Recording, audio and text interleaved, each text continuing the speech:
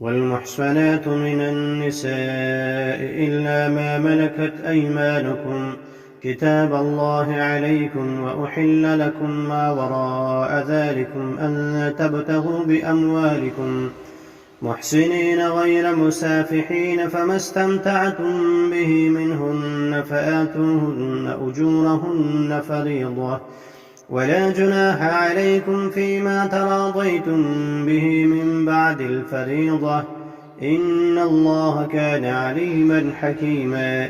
ومن لم يستطع منكم طولا أن ينكح المحصنات المؤمنات فمما ملكت أيمانكم من فتياتكم المؤمنات، والله أعلم بإيمانكم بعضكم من بعض، فانكحوهن بإذن أهلهن وآتوهن أجورهن بالمعروف محصنات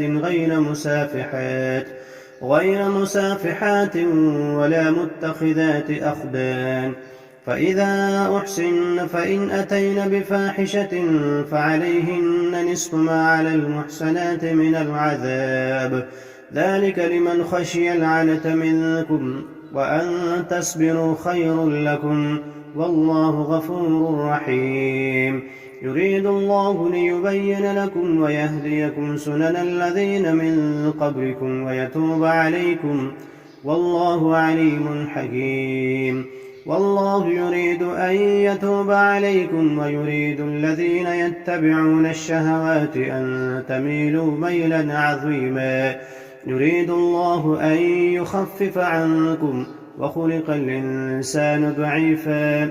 يا أيها الذين آمنوا لا تأكلوا أموالكم بينكم بالباطل إلا أن تكون تجارة عن تراض منكم، ولا تقتلوا أنفسكم إن الله كان بكم رحيما. ومن يفعل ذلك عدوانا وظلما فسوف نصليه نارا، وكان ذلك على الله يسيرا. إن تجتنبوا كبائر ما تنهون عنه نكفر عنكم سيئاتكم وندخلكم مدخلا كريما. ولا تتمنوا ما فضل الله به بعضكم على بعض، للرجال نصيب مما اكتسبوا وللنساء نصيب مما اكتسبن، واسألوا الله من فضله إن الله كان بكل شيء عليما. ولكل جعلنا موالي مما ترك الوالدان والأقربون والذين عقدت أيمانكم فآتوهم نصيبهم، إن الله كان على كل شيء شهيدا. الرجال قوامون على النساء بما فضل الله بعضهم على بعض وبما أنفقوا من أموالهم، فالصالحات قانتات حافظات للغيب بما حفظ الله. واللاتي تخافون نشوزهن فعظوهن واهجروهن في المضاجع واضربوهن، فإن أطعنكم فلا تبغوا عليهن سبيلا، إن الله كان عليا كبيرا. وإن خفتم شقاق بينهما فابعثوا حكما من أهله وحكما من أهلها إن يريدا إصلاحا يوفق الله بينهما، إن الله كان عليما خبيرا. واعبدوا الله ولا تشركوا به شيئا، وبالوالدين إحسانا، وبذي القربى واليتامى والمساكين والجار ذي القربى